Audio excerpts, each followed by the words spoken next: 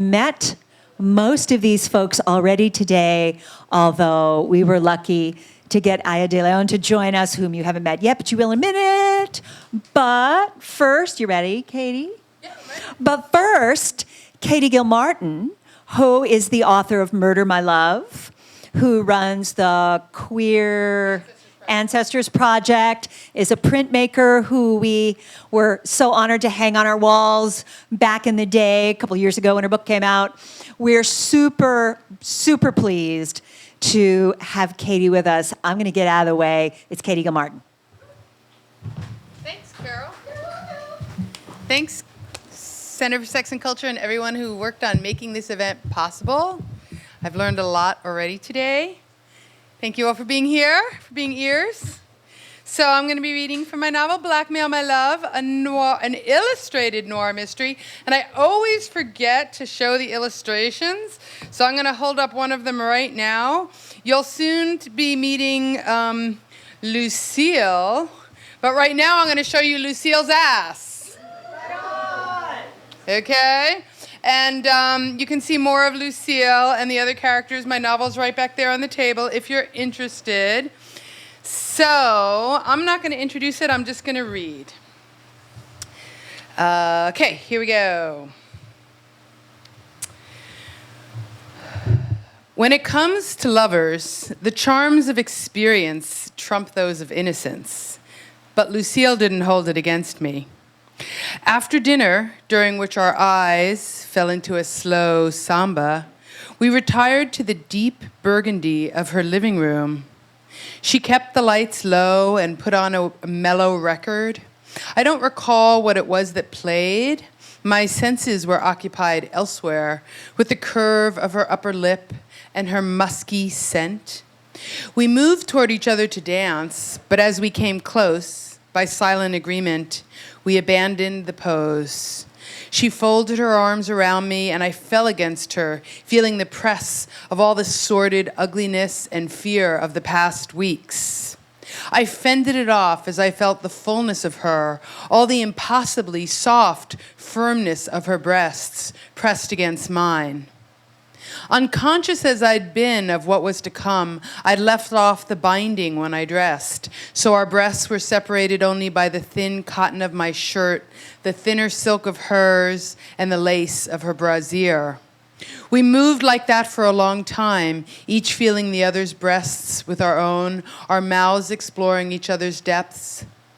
She was a fine kisser, knew how to start slowly, tentative and curious, to prepare for the deeper crush to come. I was lost in her mouth for hours, but when I felt us move toward the couch, I persuaded my lips to desert hers in favor of the gorgeously swelling curves below. I laid her gently on the velvet, my hand cradling her head as she murmured something sweet, then made my way across the monumental roundness of each breast. As my cheeks and lips slid across her blouse, as I nuzzled the voluptuous softness of her, I felt her nipples stiffen beneath. I nudged the blouse aside and devoted myself, for a time, to each one, enjoying the tease of the lacy fabric still between us, feeling her rise to meet my mouth, hearing her breath deepen. Eventually, there was no lace between us, and I took her fully in my mouth, teasing her nipple with my tongue, her throaty moans at the edge of my consciousness growing deeper. I spent eons there at her breast, and had just begun to hope I'd live forever, when my wandering hand discovered the softness of her thigh. Right there, that vast stretch between the top of her stocking and the lace of her filmy panties, there the softness of her flesh, covered with the finest veil of hair, called to me. I heard it call me by name, was surprised that it knew me both as Josie and Joe. I allowed my lips to graze her plush mound through her panties, but only briefly, as I traveled back and forth between those thighs, feeling her desire, hearing her moaning cries from her faraway mouth.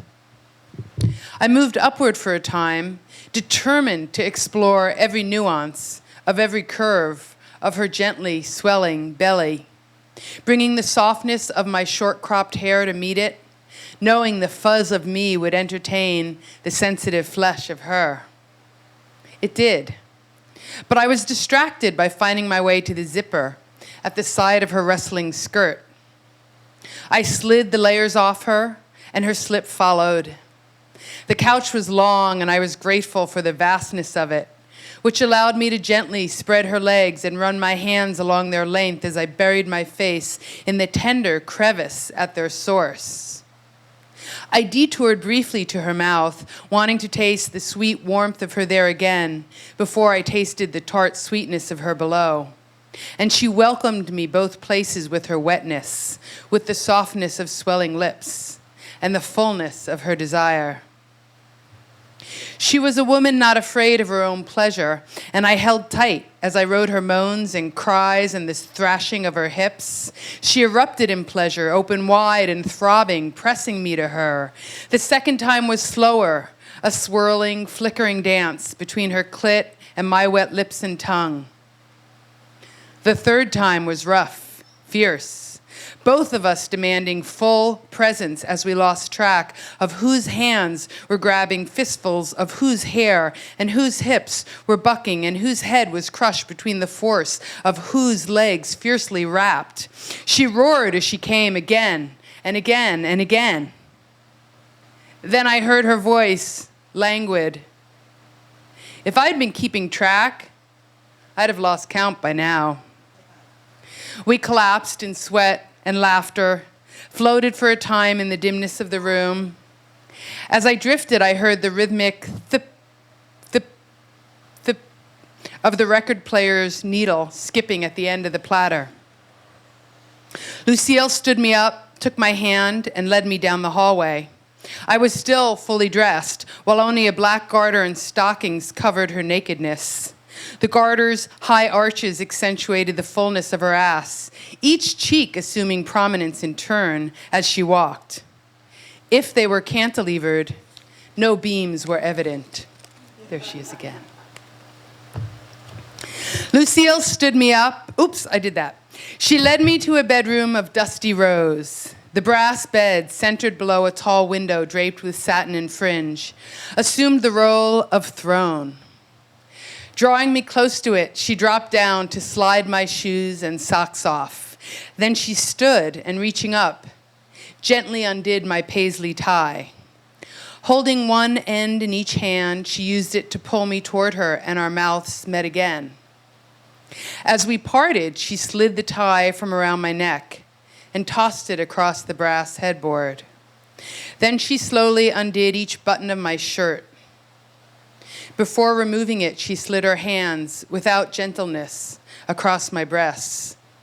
They were gumdrops compared to hers, but they became firm, hungry gumdrops under her touch. She teased them with her tongue as she slid the shirt off my shoulders and let it drop. She unbuckled my belt, and it joined my tie.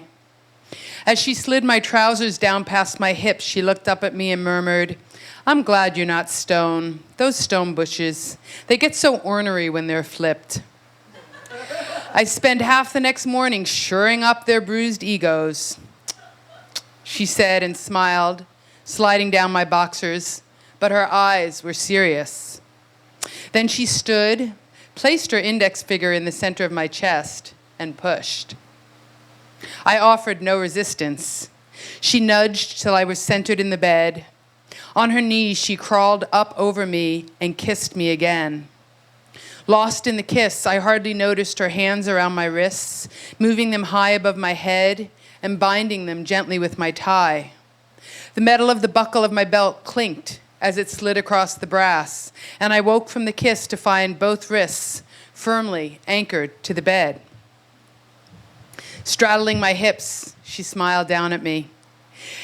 Then she roused every inch of my skin, first gently, then roughly, moving across my body like a storm gathering focus. With her fingertips, her lips, her tongue, her hair, she awakened my limbs and reunited them with my torso. No longer mere appendages for walking or eating or holding a gun. They became conduits to every glancing touch that sent waves of sensation cascading up my spine. When she devoted herself to my chest, my belly, my thighs, I felt my splintered body begin to become whole. Bound as I was, released of responsibility, I could only surrender to her touch, and so I laid it all down. Murder and vindication, murder and vengeance, the agonies of the blackmailed, the mountain of grief inside me, all that weight seeped out of me as the rising waves of pleasure expanded. I had only a moment to wonder at Lucille's wisdom as she circled the one part of me that remained untouched. Then she dived deep. Joy, which I'd forgotten, suffused me, filled me fully and spilled over. And it was only later, as I surfaced, that I realized the sounds I'd been hearing of angels moaning and crooning and trilling were torn from my own throat.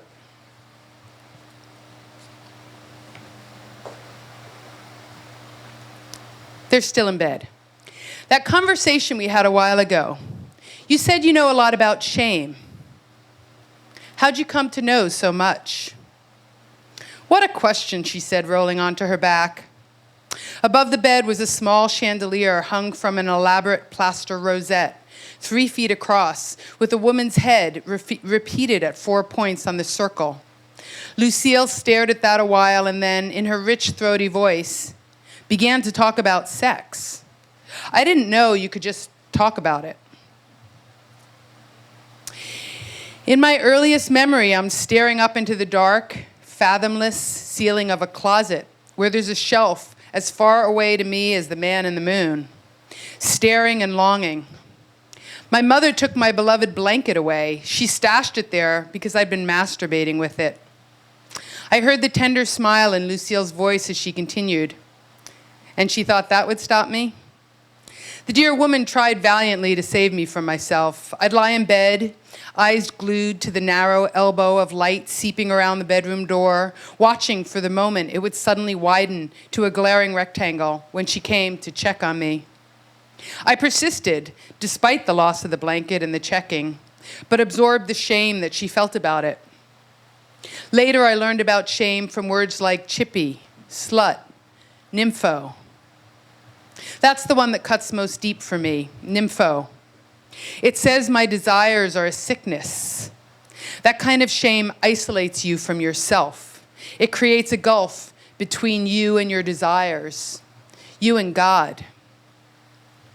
She was silent a while, and when she began again, her words were slow, reflective. For some women, sex is a kind of coin, something they trade for things they want or things they need. Whether they spend Friday night on a street corner or in their bosom of their family, sex is a means to an end. They may enjoy it or they may enjoy using it, but for them, sex is always about something else. For other women, sex is a kind of dessert, a delectable pleasure, one that tickles the roof of their mouth like buttercream frosting. They only like sex when it's sweet, when it brings their body pleasure. The light, as it fell across her face, heightened the curve of her cheekbones and deepened the ravines of her eyes, creating dark pools of shadow. For a flickering moment, Lucille became for me a contour map of the city, its many hills, including Twin Peaks looming nearby. Then there are women for whom sex is bread, sustenance. Our need for it is no less real, no less essential than our need for food. It sustains us, enables us to carry on from one day to the next, one sorrow to the next, one joy to the next. Occasionally we may use it as coin, but rarely because it's more valuable to us than the things we can trade it for. We often enjoy it like we might enjoy dessert, but that isn't necessary. Sex sustains us, whether it is sweet or mournful, pleasurable or painful. Its importance doesn't lie solely in the sensations it provides. It's our cord to the current of life itself. Lucille smoothed the covers over her torso, reached for a cigarette, slipped it between her lips, and handed me the lighter. The flame flared, casting deep shadows around the room. She blew out smoke and resumed. My mother did her best, bless her heart. Mortified as she was by the subject, she sat me down and explained sex. No one ever told her about it. She learned on her wedding night. Telling me was an enormous endeavor on her part and an enormous gift. Lucille smiled and inhaled deeply. Smoke curled from her lips and plumed extravagantly.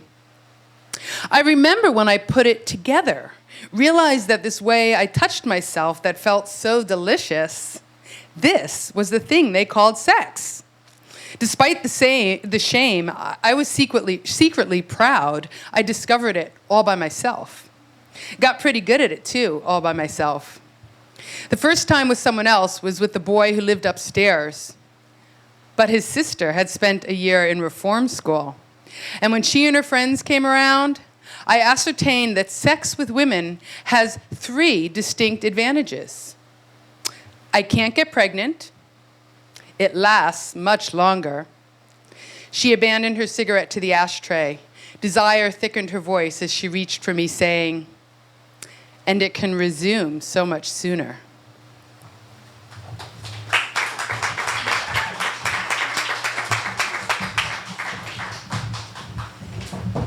Next up is Juliana Lopera and Delgado. Wait, I didn't say all your names. Well, please come up. I'm so excited that you're here.